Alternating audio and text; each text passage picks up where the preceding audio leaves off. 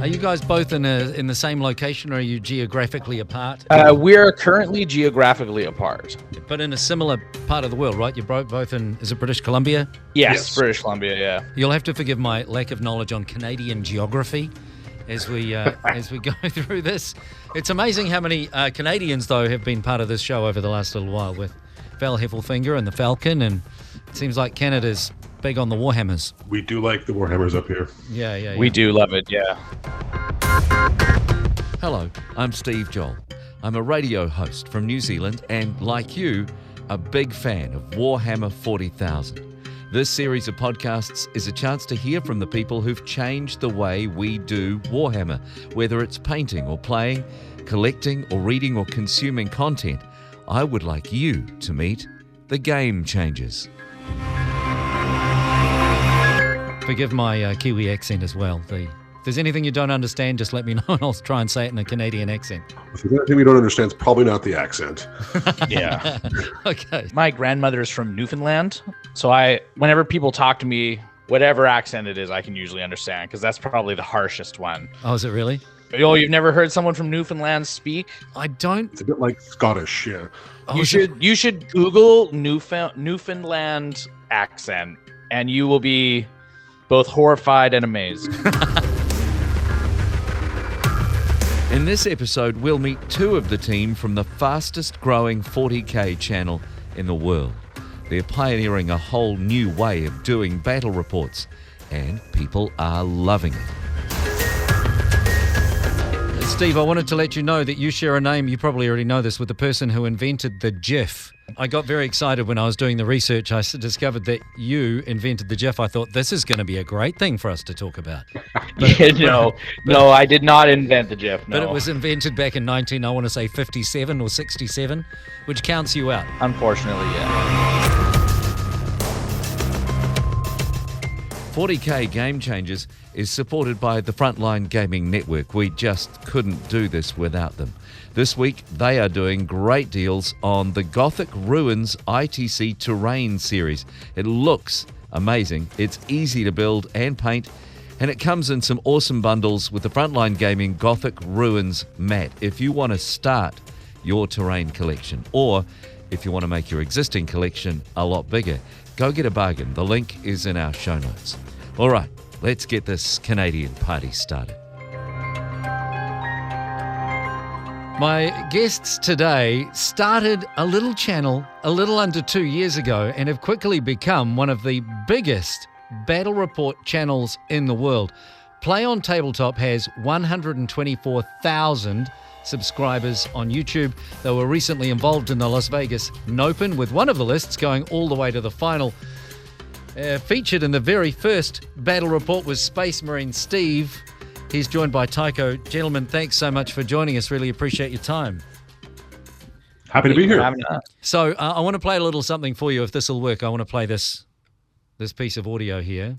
We have lights, we have cameras, we have a stack of gluten-free pizzas because we are considerate of other people's dietary restrictions. We are Play on Tabletop, and that is our very first 40K battle report.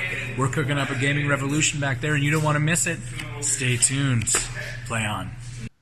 That was the first thing on Instagram for Play on Tabletop. The first little bit of Space Marine Steve talking about Play on, a little hint of what was to come, which it's turned out to be, is it fair to say, bigger than you guys expected, faster than you guys expected? Yes. Yes.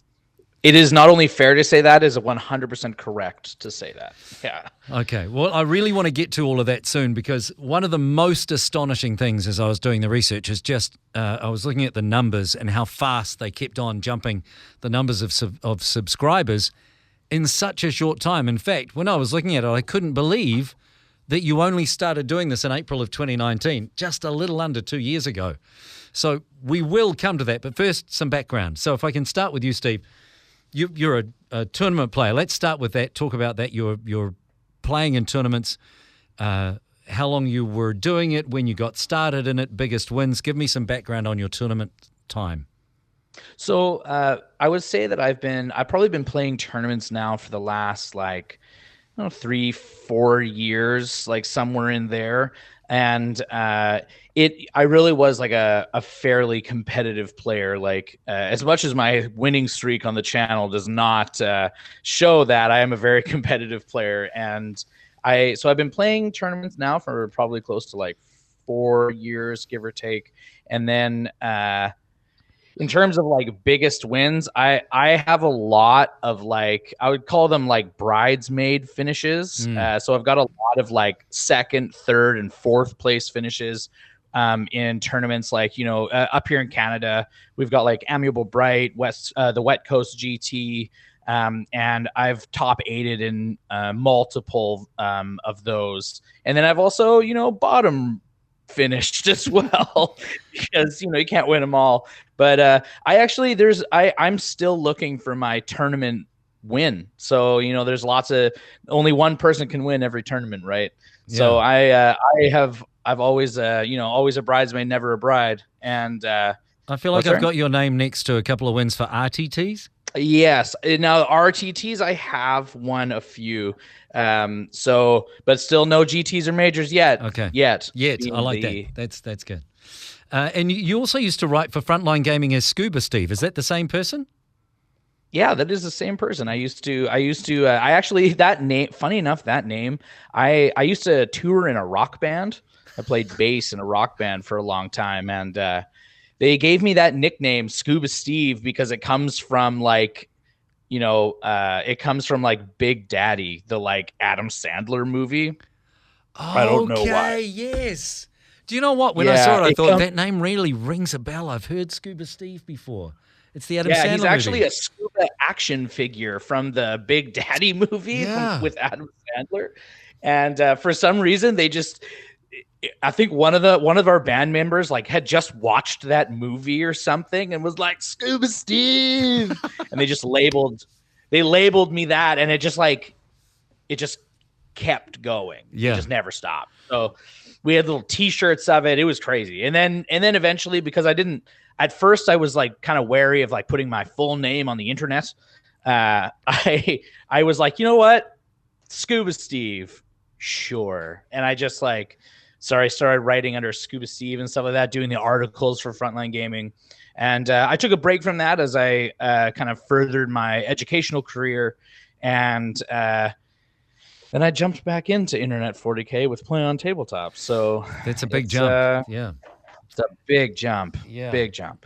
Now, let's do a little background also on Tycho. Before you got involved in this, how did you first sort of get into Warhammer? I get the impression, just again from a little bit of research, that it's a massive passion for you, this game that we play. It certainly is, yes.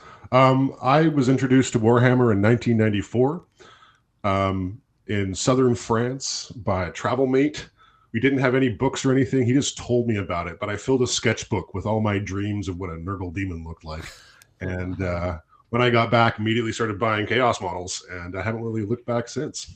Man, do you know what? I don't know how many people would get to say they were introduced to Warhammer in southern France. Other than people who live in southern France, of course. But any story that starts in southern France is pretty cool. And so you were introduced to it there. You started dreaming up and then buying Chaos models, and you got into the game properly. Were you a competitive player? Have you ever been? I know you've been to tournaments, but do you consider yourself a competitive guy, a competitive player? Absolutely. My biggest competitive streak in Warhammer was actually in Warhammer Fantasy, which may return. But 40K has been a part of my gaming world the entire time. I like to go to tournaments. I have more fun shooting at sportsmanship scores and paint scores and kind of having fun rather than really diving hard into the competitive meta right now. But I think I'm a dangerous opponent to wander across in a tournament setting. Sure. I think Steve has, I can definitely back that up. Let's get to you guys all getting together then. So can you talk me through how and where that all happened, the genesis of this idea? I believe it kind of started a little bit with, as a lot of things start, it started as like a text chain of like myself and JT, Tack, kind of just chatting about like, we at first it actually started as the idea for like a podcast or some kind of like content for 40K. That's kind of how the conversation started. Was, we're playing this game, we're going to tournaments, we're loving every minute of it. And what can we do to, be creative, to kind of create content in this ever-growing ecosystem? Because like the 40K ecosystem has grown by leaps and bounds over the last few years. And so it kind of started with, well, what can we do? It kind of started with that question. And it quickly evolved into TAC starting to ask the more pertinent question, well, why do we want to do it? Yeah. Right. What do we want to accomplish? Then it evolved into us answering that question of, we want to do something that nobody else is doing. We want to show the world a way of creating and digesting 40K content that they haven't seen yet, something that no one has done.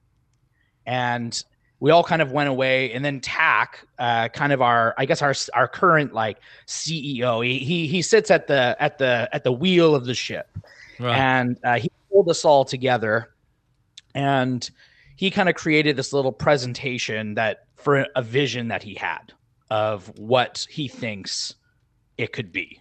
It actually turned away from like more audio content and into video content because both TAC and Nick, founding members of the team, have professional video training.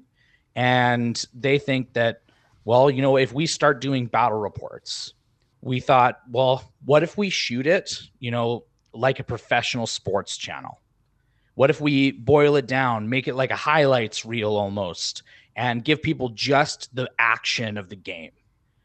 It then evolved to, could we make 40K entertaining enough to sit and watch in one sitting, where you're not painting in the background, you're not doing something else for the 3 hours or however long, a battle report usually goes to? Could we make it something that someone would sit and watch? And then it evolved even further to, how do we inspire people to play this game we love through this entertainment? And with that target in mind, we started then working on what you now see as Play on Tabletop. It really was just all of us with pizza and a big screen TV and a PowerPoint presentation that TAC made. I love the idea that you're talking about it like a sports presentation and you're wanting to keep people involved. And I feel like there's a lot more that obviously has gone into the conversation after that, which we'll come back to in a second. But Taiko, I want to ask you, how did you get involved then in this whole process, and how did you meet these guys?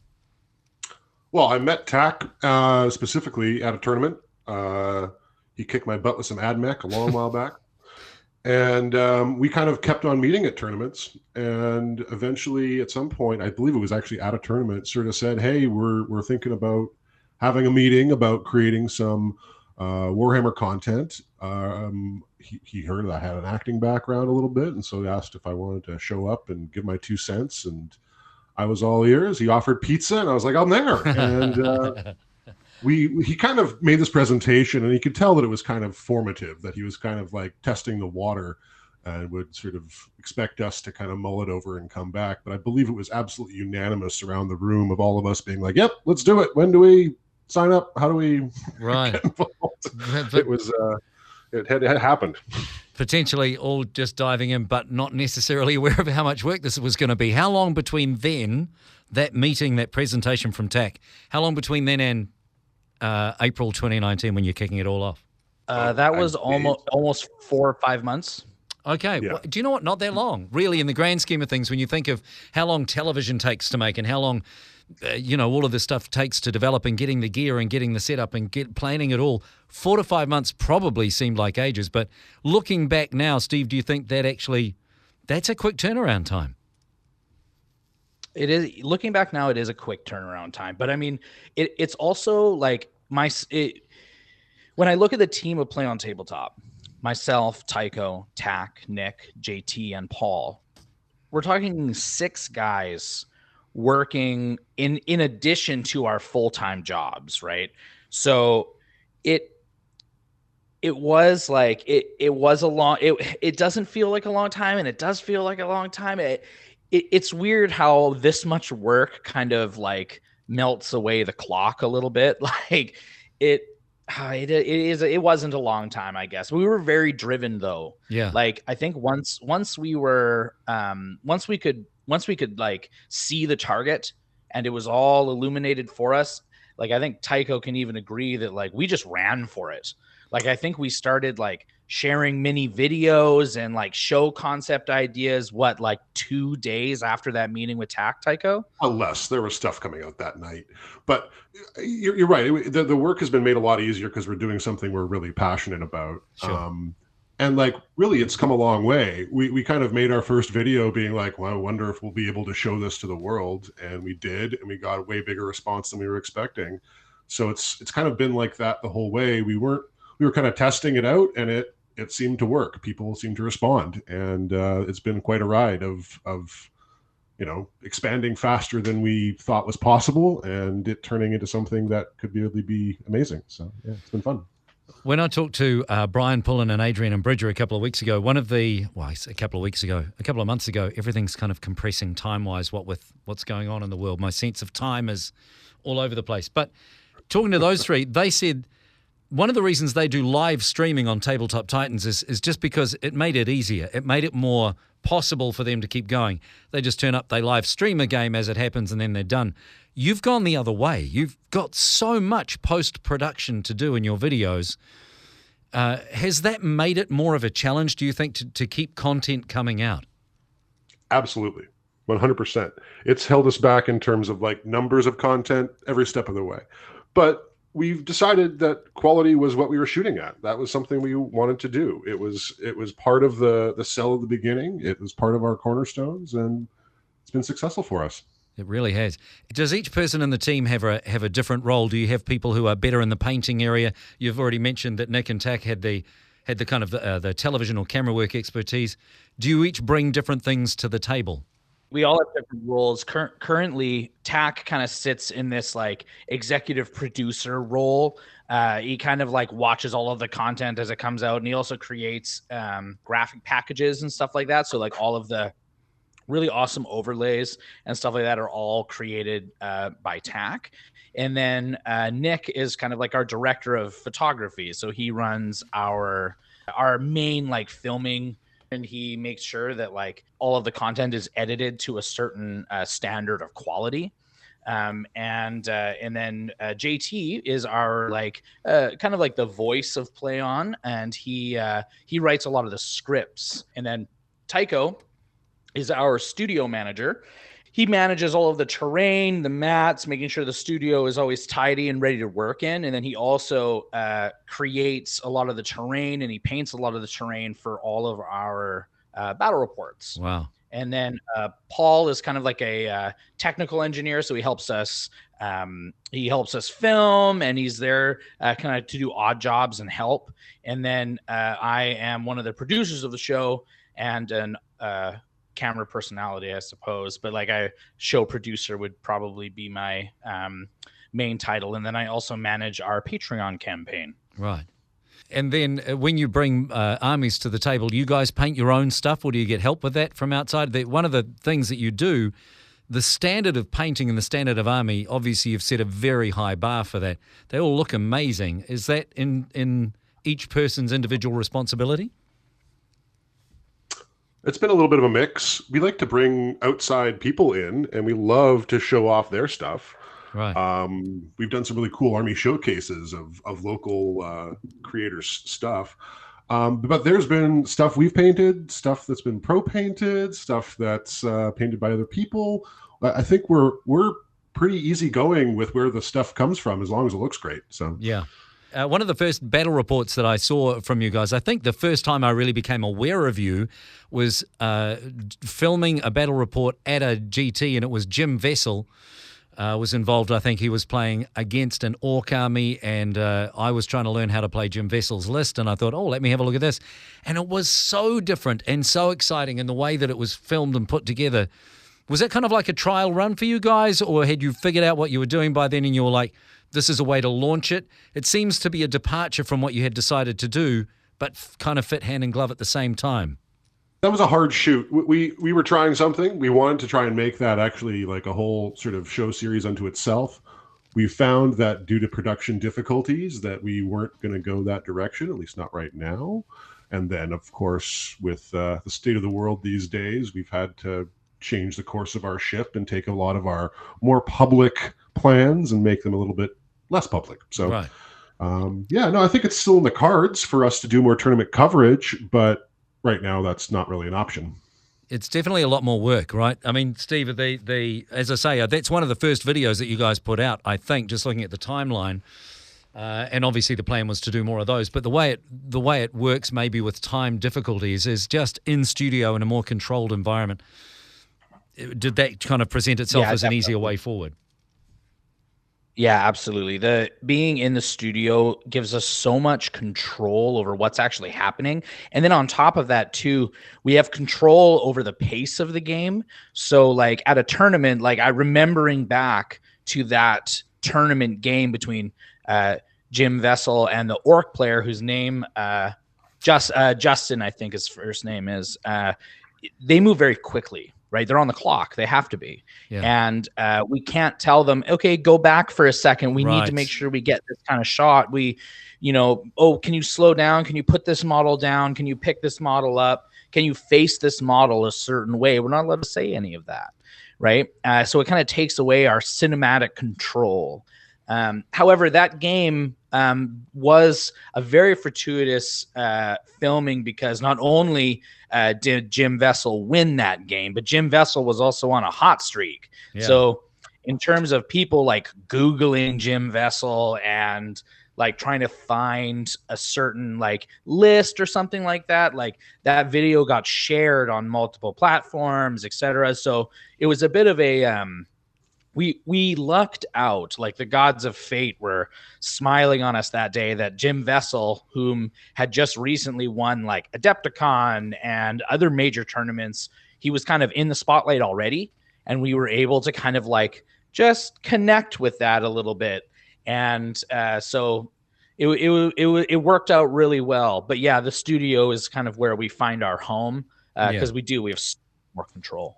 Now, Jim actually is featured in another, at least one. Forgive me if I haven't counted correctly, but I know I've seen him in at least one more in studio. So is he like a friend of the show? Is he a regular guest? He's certainly a supporter of you guys, right? Yeah, he is. He's very supportive of us. Jim is a local tournament player. He's from BC here, and so we've seen him at multiple BC events, and he is kind of a not. I wouldn't say he's like a close friend of the show, but he's a good friend of the show. And so he's always up to come into the studio when he's around, and he has the time. He's a very busy guy. And, we've all got a lot going on with the pandemic and everything, but we do hope to have Jim on again at some point soon. And he is very supportive of the channel. He's a great guy too. It's always fun having him in the studio. Let's touch on these numbers because I was looking at it when I was doing my research.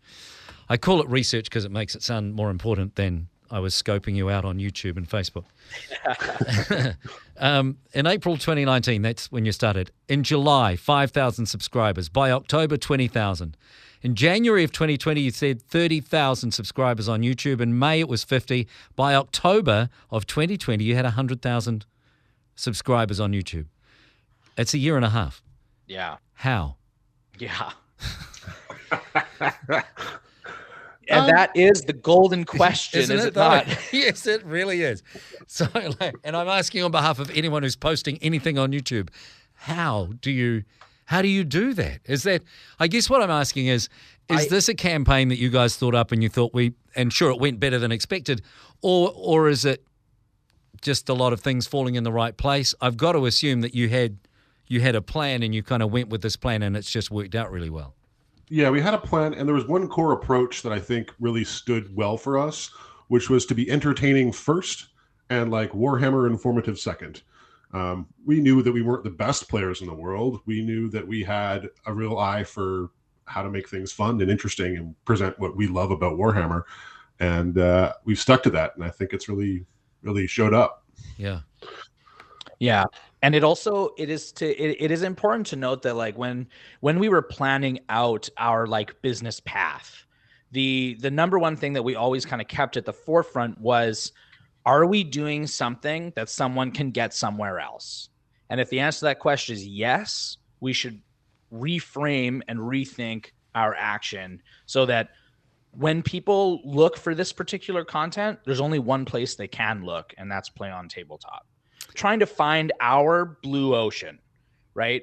Which is where there's no competition, there's nobody doing what we do, and we are the only option. We did a lot of like market research to make sure that we were stepping into a realm where other people were not already in. And that is what gave us that kind of like it gave us the room to grow at the speed I think that we did, though it did grow at an unexpected rate. We were way ahead of where we thought we would be, and are way ahead of where we thought we would be now based on our initial like 3-year plan. So like the whole experience has been like trying to hold on to a freight train, and It's, I know, I sense that we talked earlier about that first few months right from Tuck's presentation, and there was stuff coming through that night, and in a couple of days you had a lot more material and there were ideas all over the place. Was there, Tycho, do you think, a sense of, man, if we don't get onto this right now, someone might beat us to it. We've got to move. I don't know if that was specific to our core initial planning there. Like, we were excited. I don't think we were frantic. I like Steve was saying, we were looking to find our own space to move into. Yeah. So I don't think that we were really scared of what other people were doing, and I don't think we are now. Like, we've seen a lot of channels get inspired by us, and that's amazing. And I think that, you know, we can uplift the whole scene. You know, it doesn't have to be any one thing, but we're really trying to do our thing and do it well. You see a lot of shows, not Warhammer shows, you see a lot of inspiration from other things coming through in your videos. Sports coverage, you've already mentioned, is one of them. But I love the way you're interviewing players, and those interviews get interspersed on the way through it. The key moments of the battle report, you'll have an interview with Tycho saying, well, this was my plan and I was just hoping it would work out, or whoever it might be, which I feel like comes from a lot of the like MasterChef or, you know, those reality kind of blown away, those sorts of shows that we see all over the place now. Did you take inspiration from all over different kinds of places? 100%. Yeah, we definitely did. Reality TV was a big inspiration for that first season, and what we continue to keep from that. I think we have some other ideas for sources of inspiration that are coming down the pipe too, Steve. Yeah, absolutely. There are definitely sources of inspirations kind of sprinkled throughout all types of media that we drew from. But yeah, you're hitting the right tone there, like that MasterChef or like Forged in Fire. They're like reality kind of TV show where there's action happening and then you're quickly plucked from the action, given that personal interview, and then thrusted back into the action. And it's a great way to like break up what's happening while also delivering information and narrative. And, you know, like it is reminiscent of those reality TV shows, and, you know, it's kind of supposed to be. So yeah. We found it a good method. I sense a lot of background conversations as well about how much of that to put in and how that gets interspersed. And then dice rolls. Do we show all the dice rolls? Because that's where the action is, but we can't just have 40 minutes. That would just be all dice and nothing else. And you kind of, is there a lot of planning that goes into each video, or do you have a formula now that you go, okay, this is how it works and this is what we're going to do? I would say that in season 1 in particular, like if you go back and you watch our season 1, there are a lot of little changes. Like if you like were to binge all of it, for example, I'm not saying you should do that, but I mean, actually do that. If you're listening to this, do that. Go do that. But if you were to go and do that, you'd see a lot of changes, right? Switches in graphics, switches in this, switches in like just the formula of how we're doing it. If you compare that to the entirety of our second season of 40K and 40M, season 2 of 40K and 40M has a much more like established formula. So I would say that, like, you know, there was a lot of planning and a lot of talking that went into season 1, and a lot of flexing, right? Like we changed and we adapted to new issues and new problems that would come up. It was our pilot season, right? And then when season 2 dropped, everything becomes unified. There is a unified look to the thumbnails. There's a unified look to the graphics. There's a unified way that we present all of the information that gives us the best possible and entertaining story that we can make from the game that we just watched. Yeah. We also had to make it sustainable. Like you can experiment, but that eats up a lot of time and effort, and there's only so many hours in the day and only so much our editor can take. So yeah, that's right. Well, let's see, actually touching on that. How long does a typical battle report now take to film and then edit before we get to see 40 minutes?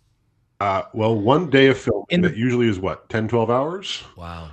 Yeah, 10, probably like 10, 12 hours plus. I would say that on average, a 40K and 40M can take anywhere from like 45 to 50 hours up to like 60, 70 hours sometimes. It kind of depends on the edit, on the game. But if I were to select like an average, between 50 and 55 hours per video.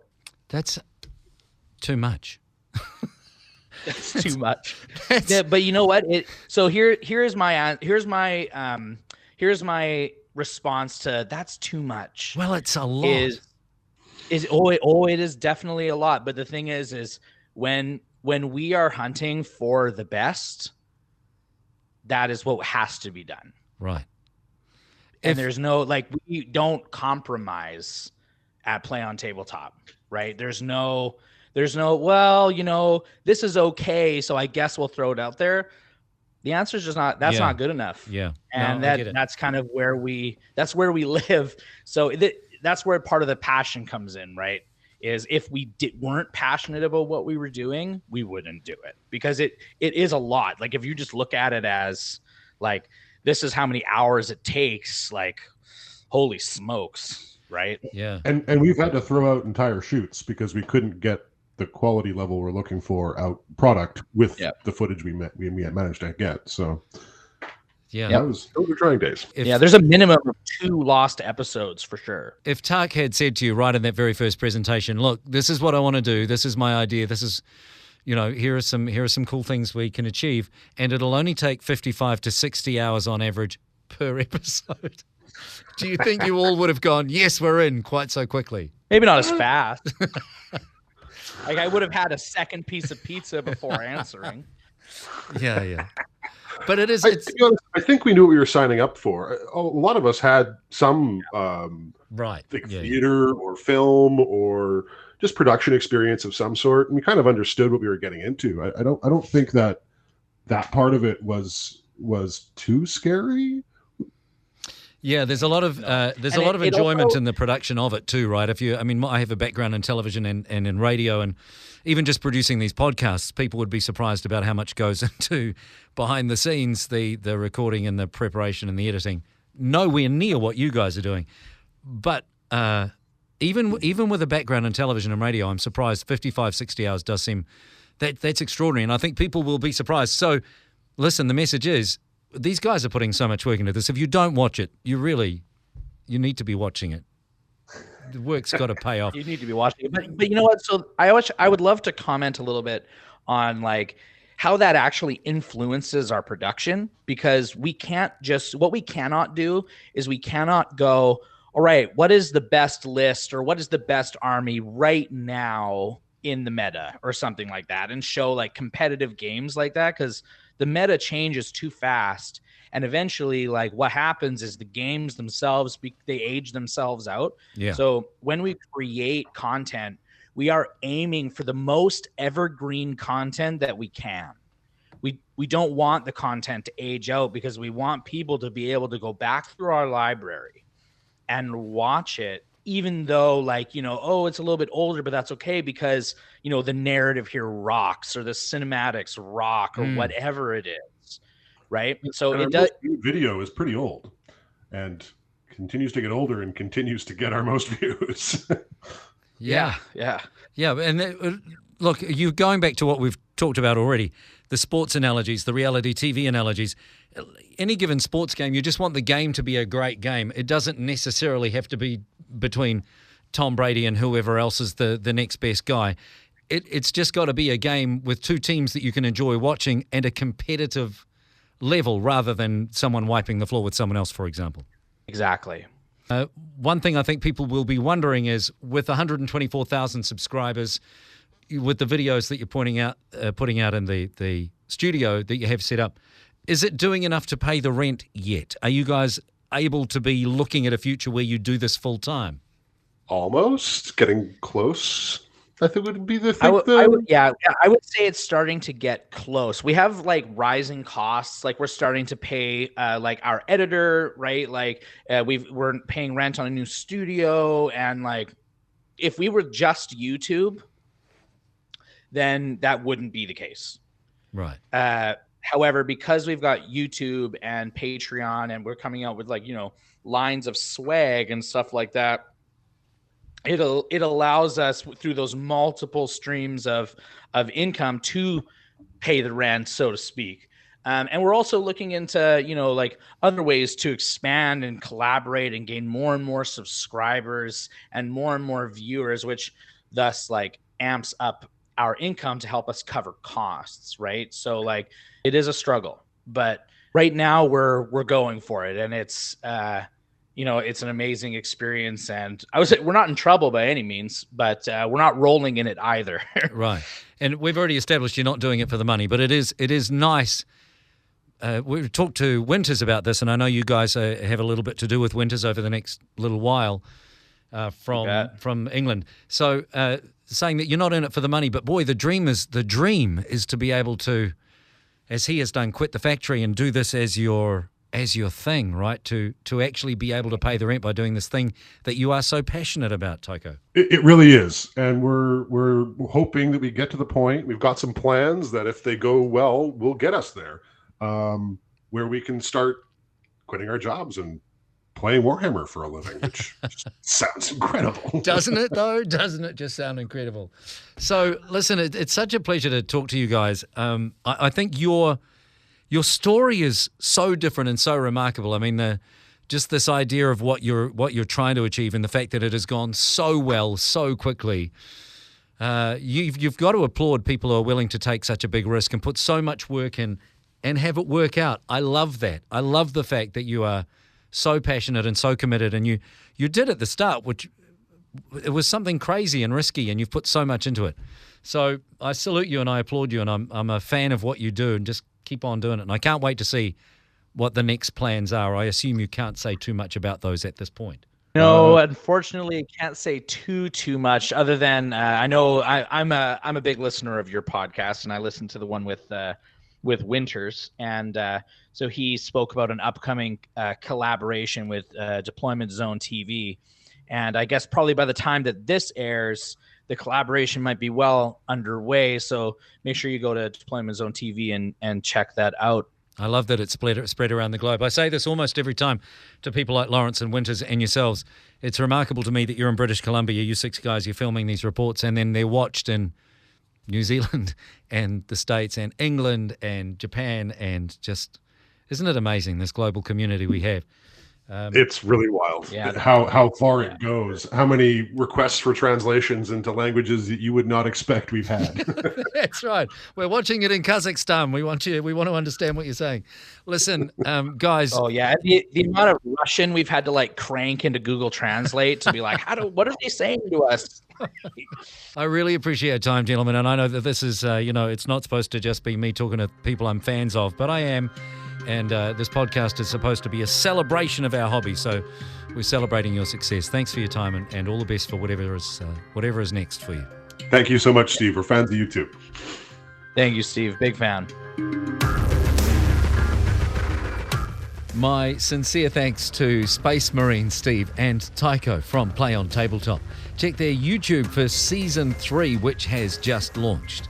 Also, get to Frontline Gaming. All the Gothic Ruins terrain and bundles have 20% off, but only until March 24th, 2021. That link is in our show notes.